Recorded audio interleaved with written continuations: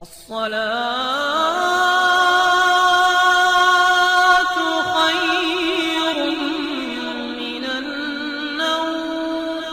پیارے دوستو، جنات اللہ تعالیٰ کی ابتدائی مخلوقات میں سے ایک ہے۔ ان میں بعض مسلمان جنات بھی ہیں اور بعض شیاطین جنات سے منسوب واقعات و کہانیاں ہم سنتے آئے ہیں کہ کیسے کہیں پر کسی نے بے ادبی کی اور اسے کتنی بھاری قیمت چکانا پڑتی ہے۔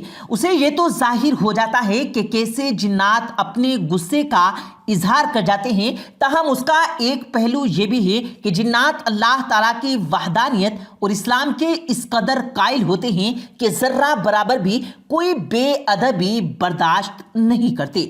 آج کی اس ویڈیو ویسے تو ایک کہانی ہی ہے، تاہم اس کا تعلق ایک مسلمان جنات کی جماعت سے ہے۔ سنی سنائی اس کہانی میں بعض لوگوں کا یہ بھی ماننا ہے کہ یہ ایک سچا واقعہ ہے، لیکن یہ سب آپ لوگوں کو سنانے کا مقصد ہے کہ ہم یہ جان لیں کہ جنات بھی کیسے اسلام کا احترام کرتے ہیں اور کیسے بے یار و بظاہر ویران نظر آنے والی مساجد کو آباد رکھتے ہیں۔ تو چلیے پھر بڑھتے ہیں آج کی کہانی کی طرف۔ اس سے پہلے آپ لوگوں سے گزارش ہے کہ اگر آپ نے ہمارے اس یوٹیوب چینل کو سبسکرائب نہیں کیا تو ریڈ بٹن پر کلک کر کے ہمارے سبسکرائبر ضرور بن جائیں، تاکہ فیوچر میں آنے والی تمام ویڈیو کی نوٹیفیکیشن آپ کو بر وقت ملتی رہے۔ پیارے دوستو، بہت پرانے زمانے میں ایک مولانا صاحب نہایت ہی نیک سیرت انسان تھے۔ اپنے گھر سے کافی دور مسجد میں امام صاحب تھے۔ وہ سرکاری محکمے کی جانب سے تعینات کیے گئے تھے۔ امام صاحب وہاں بچوں کو قرآن کی تعلیمات دیتے اور 5 وقت با جماعت نماز پڑھاتے۔ ان کی قرات اتنی خوبصورت تھی کہ لوگ دور دور سے ان کے ساتھ نماز پڑھنے کے لیے آیا کرتے تھے۔ امام صاحب کا گھر چونکہ کافی دور تھا، روز آنا جانا ممکن نہ تھا، تاہم وہ مسجد میں ہی پیچھے کی طرف رہا کرتے تھے۔ 2 مہینے بعد ہی ان کا اپنے گھر کو جانا ہوا کرتا تھا۔ ایک بار وہ اپنے گھر گئے تو ان کے بچوں اور دیگر لوگوں نے بہت اصرار کیا کہ جناب اس بار رمضان میں تراویح آپ ہی آ کر پڑھائیں۔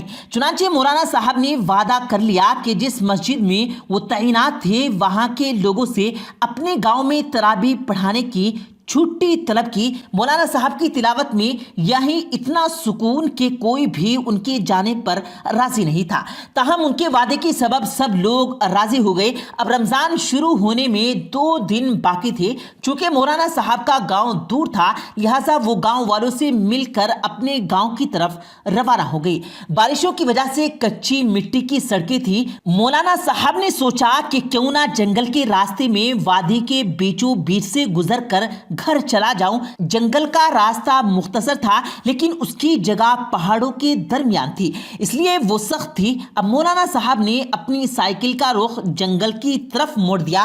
جلدی ہی جنگل ختم ہو گیا اور وہ وادی کے راستے پر آ گئے۔ سائیکل چلتے چلتے دن ڈھلنے لگتا تھا اور کچھ ہی دیر میں شام ہو گئی۔ مغرب کی نماز کا وقت ہوا تو مولانا صاحب نے نماز کے لیے ایک جگہ قیام کیا۔ اچانک ان کی نظر دور ایک چھوٹی سی مسجد پر پڑی۔ وہ مسجد کی طرف گئے اور جب اندر پہنچے تو وہ مسجد کے بالکل ویران تھی، نہ کوئی امام تھا اور نہ ہی مقتدی۔ ایسا لگتا تھا جیسے صدیوں سے یہاں کوئی نہ آیا ہو۔ خیر، مولانا صاحب نے وضو کیا اور نماز کی نیت باندھ لی اور عادت کے مطابق بآواز بلند نماز پڑھنا شروع کر دی، یہ سوچ کر کہ مسجد میں قرآن کی قرات ہو جائے گی۔ اچانک نماز پڑھتے بہت خوبصورت عطر کی خوشبو سونے لگی اور یوں محسوس ہونے لگا جیسے پوری مسجد گلاب کے پھولوں سے مہکنے لگی ہو۔ انہوں نے اپنی نماز جاری رکھی، لیکن نماز ختم کرنے کے بعد جیسے ہی وہ جانے کے لیے مڑے تو کیا دیکھتے ہیں کہ لوگ ان کے پیچھے تعدد نگاہ صف باندھے کھڑے ہیں۔ یہ ایک عجیب منظر دیکھنے کو ملا کہ ابھی تو یہاں نہ بندہ اور نہ بندے کا نام و نشان تھا۔ اب اچانک اتنے نمازی کہاں سے آ گئے؟ نماز سے فارغ ہو کر وہ سب امام صاحب کی خوبصورت تلاوت کی تعریف کرنے لگے۔ ان میں سے ایک آدمی آگے بڑھا اور کہنے لگا کہ اللہ آپ سے راضی ہو، آپ نے کیا خوب مسجد کو آباد کیا ہے، ہم سب کو آپ کی قرات یہاں تک لے آئی ہے۔ حضرت اس مسجد کا کوئی امام نہیں، اگر آپ مناسب سمجھیں تو کیوں نہ نماز تراویح کا اہتمام یہاں کر دیں۔ اس طرح غیر آباد مسجد اللہ کے کلام کی برکت سے آباد ہو جائے گی۔ مولانا صاحب نے جب یہ سوچا کہ ان کے یہاں ٹھہرنے سے یہ مسجد آباد ہو جائے گی تو امام صاحب وہیں رک گئے اور انہوں نے کہا کہ ٹھیک ہے جناب، میں رک جاتا ہوں اور 27 رمضان کے بعد میں اپنے گھر کی جانب روانہ ہو جاؤں گا۔ ویسے تو میں نے اپنی مقامی مسجد میں تراویح پڑھانے کا وعدہ کر رکھا ہے، مگر مجھے یہاں ٹھہرنا زیادہ فائدے مند لگ رہا ہے۔ وہاں تو امام صاحب اور بھی بہت ہیں تو پڑھا لیں گے۔ یہ سن کر وہ سب ہی بہت خوش ہو گئے اور مسجد میں ہی امام صاحب کے ٹھہرنے کا بندوبست کر دیا۔ امام صاحب اس مسجد میں 5 گانا نماز پڑھاتے اور بعد نماز عشاء تراویح پڑھاتے۔ مولانا صاحب کے شعر و افطار کے لیے ان مقامی لوگوں کی جانب سے نہایت ہی لذیذ کھانوں کا دسترخوان پیش کیا جاتا۔ مسجد ہر وقت گلاب کی خوشبو سے معطر رہتی۔ اب رمضان کے آخری عشرے کا دورہ تھا۔ ایک روز مولانا صاحب کسی کام سے باہر نکلے تو وہاں ان کی ملاقات انہی کے گاؤں کے ایک حضرت سے ہو گئی۔ کہنے لگا، حضرت آپ یہاں کہاں؟ ہم سب آپ کے منتظر تھے کہ آپ آئیں گے مگر آپ آئے ہی نہیں۔ اس پر مولانا صاحب نے سارا واقعہ بیان کر دیا۔ اب اس آدمی کو جیسے سانپ سونگھ گیا، وہ ساخت ہو گیا اور کچھ دیر بعد بولا، حضرت آپ یہاں کون سی مسجد کا تذکرہ کر رہے ہیں؟ یہ تو جنات کی مسجد ہے۔ ہو نہ ہو وہ سب جو آپ کے پیچھے نماز ادا کرتے ہیں وہ سب جنات ہیں۔ اب مولانا صاحب بھی خوف زدہ ہو گئے۔ وہ آدمی کہنے لگا، اگر انہوں نے آپ کو کوئی نقصان نہیں پہنچایا تو آپ اپنے وعدے کے مطابق تراویح مکمل کر پائیں اور دھیان رکھیے گا، یہ ذرا سی غلطی بھی برداشت نہیں کرتے، آپ سے کہیں کوئی کوتاہی سرزد نہ ہو جائے۔ یہ کہہ کر وہ شخص چلا گیا۔ اب مولانا صاحب مارے خوف کے مسجد میں جانے کی ہمت نہ کر پا رہے تھے۔ خیر جیسے تیسے انہوں نے 27 رمضان کو قرآن ختم کروایا۔ اب سبھی لوگوں نے جو کہ واقعی اصل میں جنات تھے ان کا شکریہ ادا کیا اور بہت خوش ہو گئے۔ صبح صادق مولانا صاحب نے انہیں بخیر بتائے اپنے وہاں جانے کا قصد کر لیا۔ وہ ضروری سامان کے ہمراہ وہاں سے روانہ ہو گئے اور بنا کہیں قیام کیے جلدی سائیکل چلائی اور شام سے پہلے اپنے گھر پہنچ گئے۔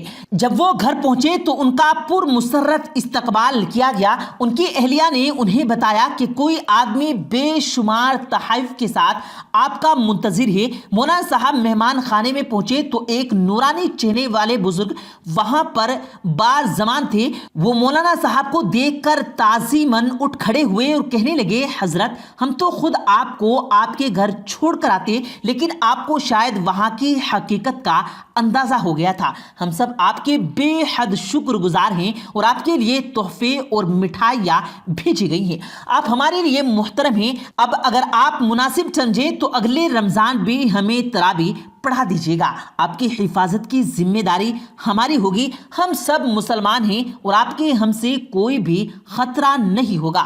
مولانا صاحب کو یہ سب سن کر بہت اطمینان ہوا اور جب تک وہ حیات رہے تو انہوں نے رمضان کا مہینہ اسی وادی کی مسجد میں گزارا۔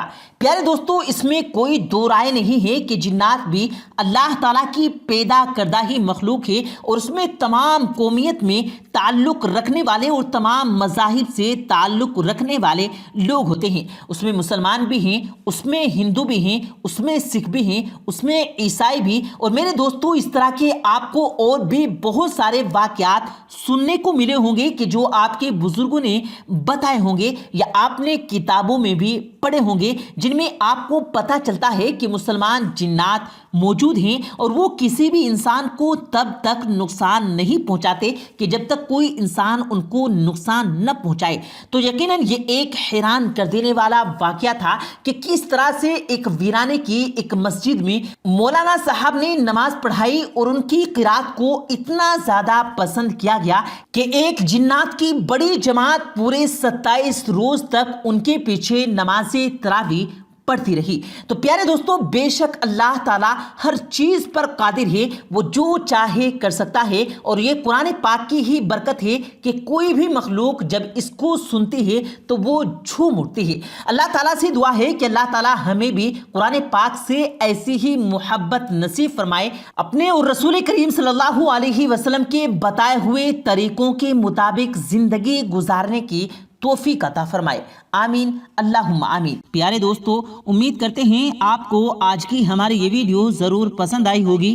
اگر آپ کو یہ ویڈیو پسند آیا ہو تو اس ویڈیو کو دل سے لائک کریں اور زیادہ سے زیادہ لوگوں تک اس ویڈیو کو ثواب کی نیت سے شیئر کریں، اور اس ویڈیو کے بارے میں آپ کی کیا رائے ہے کمنٹ سیکشن میں اپنی رائے کا اظہار ضرور دیں، اور مزید اسی طرح کی روز کی ویڈیو پانے کے لیے ہمارے چینل کو ضرور سبسکرائب کریں۔ ملتے ہیں پھر ایک نئی ویڈیو کے ساتھ، تب تک کے لیے اللہ حافظ۔